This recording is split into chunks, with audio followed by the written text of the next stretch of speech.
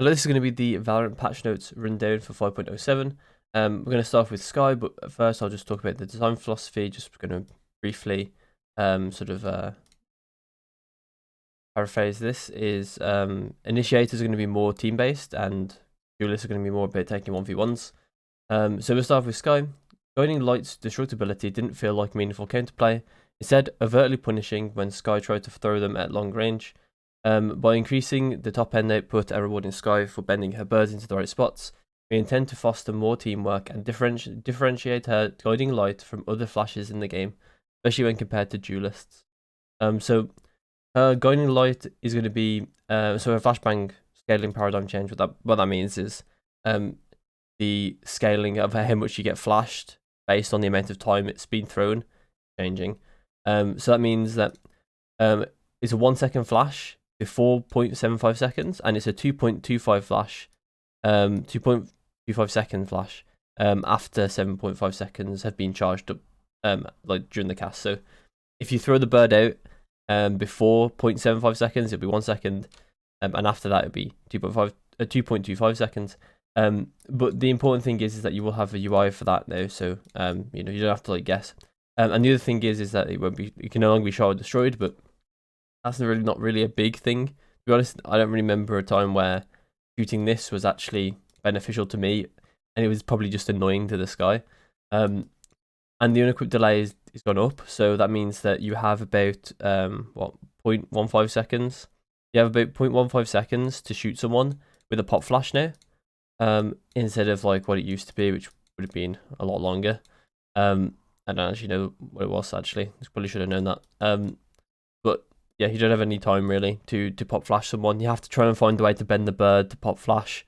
Like the way that you can maybe you can manipulate it on the corners a bit, and you can move with Sky as well. So while casting it, so you can probably still pop flash, but you just have to pop flash from further away. That makes sense. While moving, you probably can still do it. It's just a lot harder. Because you want to be trying to get this flash as much as possible. Which I kind of like the design for that. And this is probably one of the biggest changes, aside from we'll see Fracture gets changed. But this is probably the biggest change for the agents. So KO's underhanded flash / drive right click has been overperforming relative to the other pop flashes available. And we feel as though labbed out left click. Labbed out? What does that even mean? Labbed out. Overhand throws on, generating a powerful enough reward for the mastery required to get them to pop in the right place. This tuning weakens the right click when compared to pop flashes from duelists, with the belief that KO should pay a cost for his versatility. Yeah, I mean, yeah, he should. So his flash is going to be, his underhand is going to be, max duration flash is going to be down by 0.75 seconds, which is really, really good for everyone other than KO, honestly. KO is like a kind of a demon with those right click flashes, because he can sit in smokes and just pop flash out of every flash of every smoke that he ever plays, or pop flash out of Viper walls and things.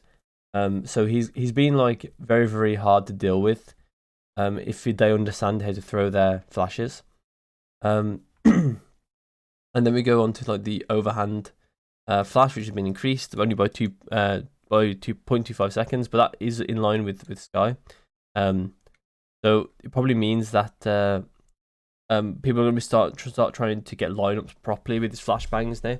I already have some, so I'm pretty happy that I'm kind of being rewarded for knowing some already. But I can imagine there's plenty of pros that do have these lineups that have either been told them through analysts or something, and now they can utilize them to more effect. And might get a bit more rewarded by knowing them already. The unequipped delay for both flashes being up to 0.85 seconds. This is just in line with the design philosophy, where initiators should be playing for more for their teammates, so they can't pop flash as easily. So, but he does get more time than Sky, which I find quite weird that he gets more time than Sky, especially with the way that both flashes tend to be used. KO tends to be flashing out of smokes in unknown positions, where Sky tends to be doing it right in corners in usually known positions. Off the top of my head, anyway. Which that could be wrong. But as far as I know, like I feel like Skye should probably have the longer flash at the 2, but that's just me. I even actually prefer KO. I actually prefer to play KO than Skye as well, so it's not even biased, I don't think. I just think it makes a lot more sense for Skye to have the longer flash at the pop flash. Reyna's flash, are we going to move to Reyna? Reyna's flash underperforms as a selfish entry tool, especially at higher skill levels. This set of changes is intended to give Reyna more agency around how she decides to peek after casting Leer. Also, it should sharpen Leer as a more powerful angle breaking tool against operators on maps with longer sightlines, like Icebox A or something. We've also felt like individual casts of the eye remain in the world for too long when the eye isn't destroyed. If Reyna is now able to make more selfish plays off her Leer, we then wanted to reduce some of the value it has when thrown for teammates. I just thought of something interesting with her Leer that you could do, or that Riot could do. I'll go over that in a second after her changes.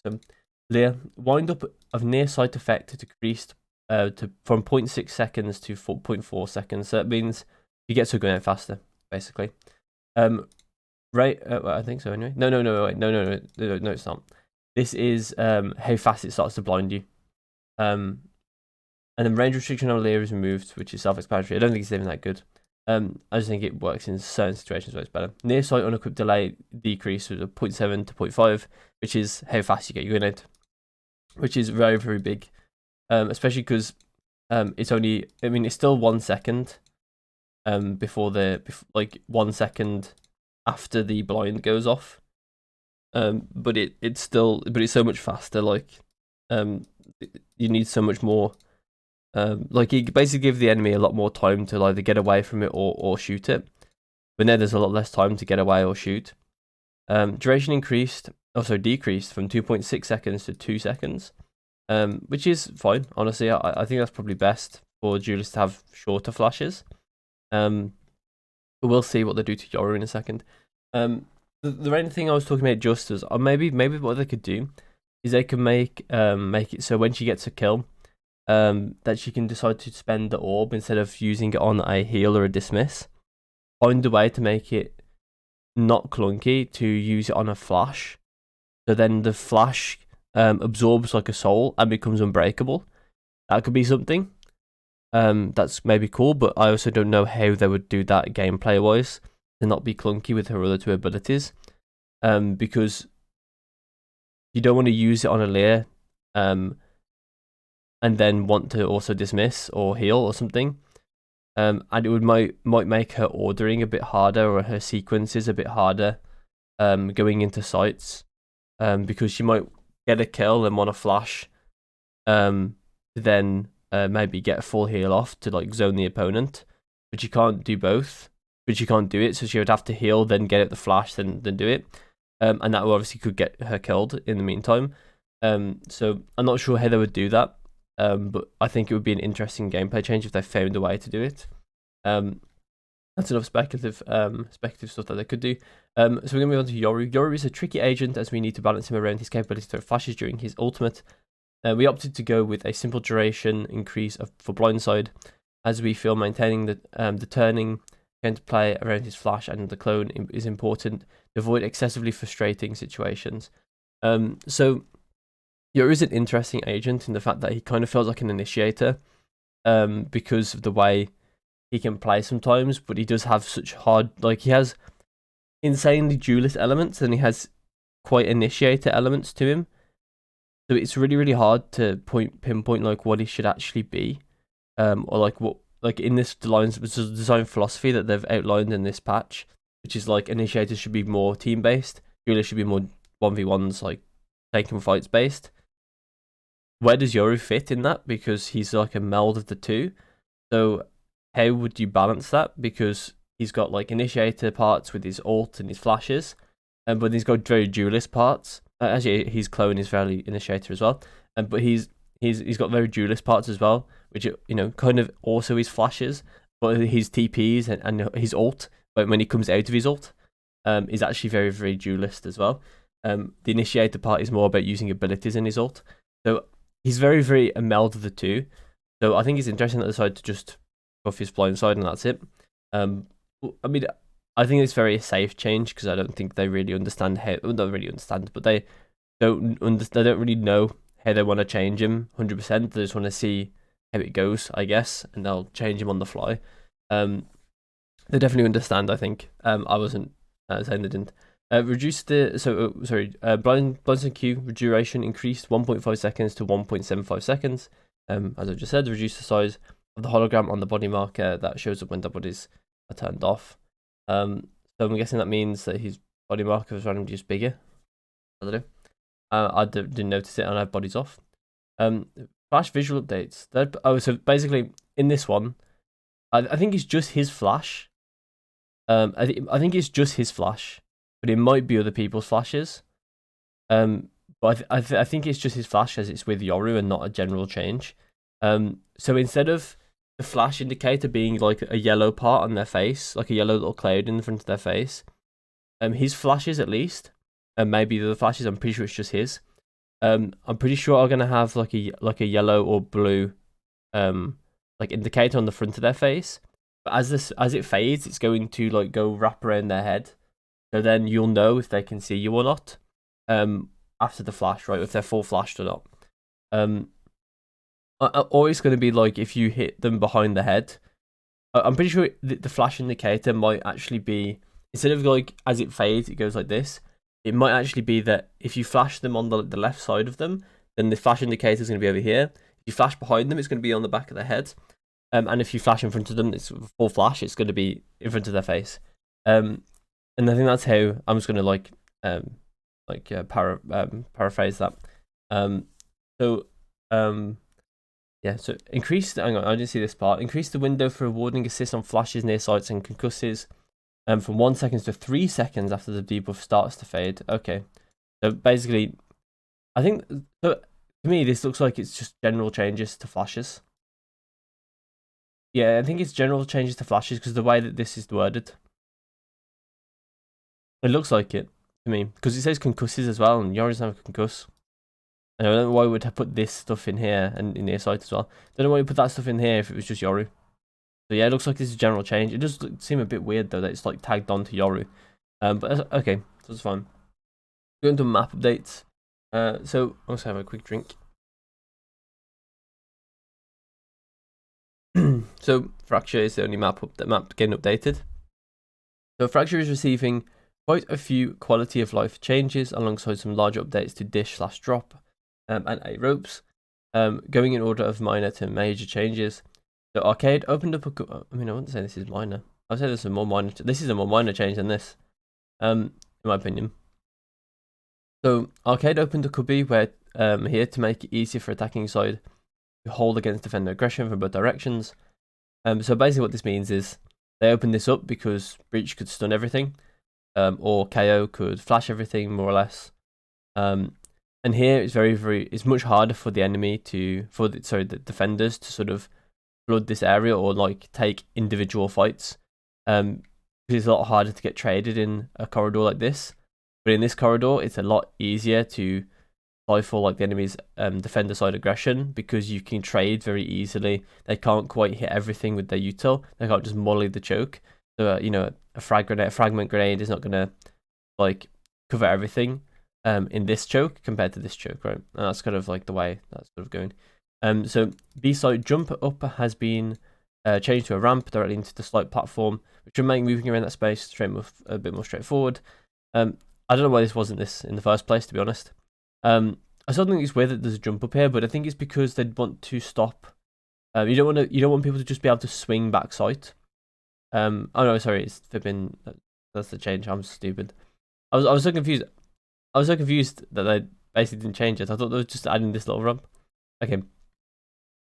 I mean, they can still swing back sight. So they can just like instantly swing back sight without having to jump up.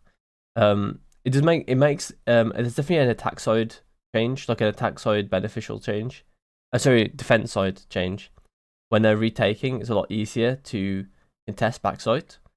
So I'll make sure I look at both the things before I start talking there. Space here tightens slightly to make smoking this spot easier. Small corner has also been removed to simplify attempts to re-clear the site. So it looks like they have made this part smaller. And they've also made this part smaller. They made everything smaller. And they've also removed the 50-50 coming out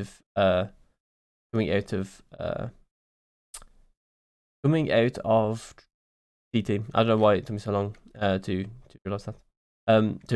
To think. But there's not really much to say here. I mean, it's just fine change. Doesn't really change a huge amount. It just makes it so some of the smaller smokes are going to be fine to smoke this, like Astra. He's going to have a better time smoking this area. That's better. You could also even push the smoke further back, potentially, if you want to take this space. So it depends on your team and what you want to do. Remove the small cubby to slightly simplify those retakes. Yeah, so they've just took out this little part because it's kind of useless. I don't know why it was slightly simplified those retakes. I guess it means like it's harder for someone to sit in a rocket rat angle to then flank you or something. I don't know. I don't think it really changes a whole lot, to be honest. It's like when someone's like very late flanking you, and they can't just hide in a cubby, like for like a timing or something. I don't know. I don't think it really changed anything. Improved movement. Sorry, A-holes. Improved movement and simplify the space in A-holes by removing a corner. Which I played on it yesterday, and I don't think this, once again, this doesn't really change a whole lot. Doesn't really change a whole lot. It just makes the space a bit easier to navigate. Maybe some more lineups have been, and maybe there's some lineups with KO flashes or something off this wall now, considering this wall has been flattened out to be more in line with these diagonal walls. It also means that someone sitting here won't see someone here before, but now they will. Don't think it changes anything because that barely ever happens. A minor simplification on a site, a minor simplification of the space as part of the overall changes to the surrounding areas. So this box is moved into the corner now, so this space is like very simple. And this makes me wonder, like, this is kind of technically a buff to Fade and Sova, because their Haunt and Recon Drone, or Recon Dart don't have, there's not like an additional corner for someone to tuck into. One of the reasons why they weren't played on Split is because how many corners there were to tuck into. And this is like and this is like pushing that forward. Obviously, I still don't think they're good on these. I think Fade is better than Sova on this map. If anything, she might be still fine on this map. I don't know with the changes. I think honestly the changes probably benefited her more than they hurt her. So probably still completely fine on this map. But Sova's still very much not fine on this map. But this will just help that sort of stuff, and it also helps the attacking side just don't have to clear an additional part when going top side. There's also technically a 50-50 here as well that they removed. So there's a 50-50. If you want to peek this box, then you have to be open to sand and CT unless it's smoked. But someone pushing the smoke can easily just kill you for checking this box. Or if the smokes aren't there for whatever reason, checking this box is very hard. You basically have to spam it and hope someone either dies to your spam or it isn't there. So the dish is changed very big. The dish is intact but removed the far path to make moving through the space more direct for both sides. We found trying to watch / control these spaces simultaneously are unnecessarily difficult for all. The team hopes the change here and on a drop will encourage everyone to use this route often. So I think that this is a good change, because it just removed a bunch of horrible angles, 50-50s you just don't want to take on both sides. There's just meaningless mind games being played every single time you play this version of Dish.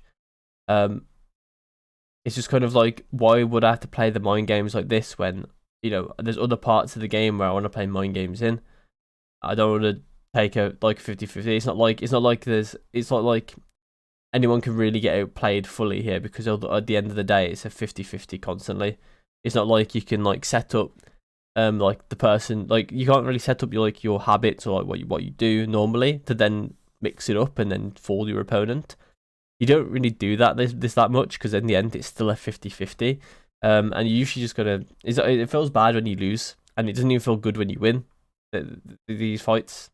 But now it will feel a lot better, a lot more akin to every other fight you'll take in the game.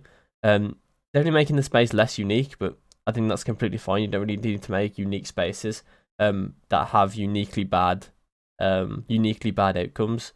And I think this is like simplifying the space, fine. You don't want to, they want to save unique spaces for ones that actually feel good to play in, and I think they are completely fine with making this worse. Technically, this is a buff to Breach, but I think Breach is so bad that I don't think he'll be played anymore on this map. Despite getting some like a buff here, he did also get nerfed with sorry, change right at the start of this change. So I also don't think he'll come back on Fracture. I think he's the weakest agent in the game. A drop. The drop down is no longer 50-50 check when entering, which should make it a little more appealing as a way for attackers to squeeze a site from two sides. So I actually really like these changes. I think it's just makes it a lot nicer to navigate the space. It just helps. You like when you drop down, you're not dropping down into like every angle, every conceivable angle on a site, and like the surrounding areas. You can drop down and you can be basically not seen by, if you like do it fairly in the middle, you're not seen by most angles on a site. You're not seen by most angles. You're not seen by CT, and you're seen by like sand slightly. So you have like ways to drop down that are like fairly safe, and it makes it nice for attackers to then take the space. And then because of that, it also makes it more crucial for defenders to go take that space. So you'll see a lot more people running to this space, I think, or contesting this space, because I think drop is actually a good place to go now as an attacker, and therefore it's a good place to contest as defenders. Crunching the bridge is going to be a lot nicer, a lot better, a lot more rewarding for defenders now. But it's a lot harder now on arcades to then crunch this bridge. So I think it's like a really nice set of changes. This plus the bridge change plus the arcade change. So then they can't crunch the defenders want to crunch the bridge, but it's a lot harder to do it. And I think that's a bit harder to do it. Not really, maybe a lot harder, but it's a bit harder to do it. And I think that's a really nice, healthy change for the map. Personally, I don't like Fracture, but these changes are moving it in the better direction for me as well. So, and they'll continue to. So I've seen all the changes. Obviously, I played on it yesterday, so I do know all the changes. But I think overall Fracture's become a better map for me. So last change for Fracture, a rope. This path has been a little too easy for attackers to control with a single smoke. The adjustments should give defenders more options for both the initial hold and retaking A. Watch your step. Okay. So I agree that it's a lot easier, a lot harder now to smoke this off with one single smoke. However, there is now a choke point here that you can smoke. So if you want to invest in trying to take this area, maybe you molly this, smoke this, and then clear this with a flash or something, then you can take this. But bear in mind, last time it was just a smoke, right? You just smoked this and it was taken. So you can invest more to then take this space if you want to. And I think you actually take this space a bit more convincingly than you used to, because you actually give the opponents less space and they have to peek into harder, more difficult angles if they want to retake this area. But I think you have to invest more in taking the area in the first place, and I think that's a good change too. Just like making it more worthwhile for attackers to take, but at the same time making it harder to take is like a really, really good design sort of thing to do. I think, like I said, like I really like the Fracture changes. I think they make a lot of sense from a competitive standpoint, and I've only played Solo Queue one game of it. I didn't really, I did like the map. I didn't mind the changes yet on the Solo Queue, so I do like the changes from a competitive standpoint. But from a Solo Queue standpoint, I'm still on the fence. So we'll have to see how that pans out as I play more. So the progression updates, I won't go through all of them, but I'll just go paraphrase. You can have favorites now, and you can put on random skins at random favorites, which I've done. I really like it. And the added ability to like filter through all your collection. And some bug fixes as well. Some important ones to look at are the KO's null command is no longer going to disable Killjoy's turret if it didn't hit Killjoy. The Killjoy's turret now fires straight forward after firing at an enemy and then losing sight of them, which is important if you've watched the XSET versus FPX game. I think it was. I might be wrong. Where I think it is Aaron's turret fired straight forward, then fired at the door, then lost line of sight and fired at the heaven. Then they thought one was heaven, and then drama ensued. And then Fix issue where Killjoy's turret. Okay, that one's not really that important. Not really important. Not really important. Oh, sorry, this one is important. Fix issue where if a player was deafened by multiple sources when the first deafen ended, it removes the deafening effect completely. So what this means is I'm going to get deaf for longer in solo queue, and I'm going to hate playing solo queue versus fading. So I'm going to be deaf for like a million years when before it was a bit easy, a bit less time. So yeah, fade is technically being buffed by this. I think she's the only one with a deafening effect. I could be wrong though. Actually, no, Omen does too. So now the layering of the deafen effects will actually be a bit stronger, or will be stronger. You don't have to do it perfectly. You don't have to layer it perfectly anymore. Now it will like kind of layer itself. Think about it this way: if you were deaf for 2.5 seconds, and then you were deaf for another 2.5 seconds, they can't layer those two. Otherwise, the first 2.5 seconds will end both sources. So if you're hit by 2.5 seconds of deafen, and you're hit during the 2.5 seconds, you're hit 2 seconds in by another deafening effect, it will only last 0.5 seconds instead of the full 2.5 seconds additionally that you should have had past that point, which would have ended up being 4.5 seconds in total. Overall, I think the changes are good for Fracture. I think the changes are good for the agents, and the collection stuff is nice. Thanks for watching. If you'd like the video, then give it a like. If you want to see more, then subscribe. Very long patch notes video, sorry.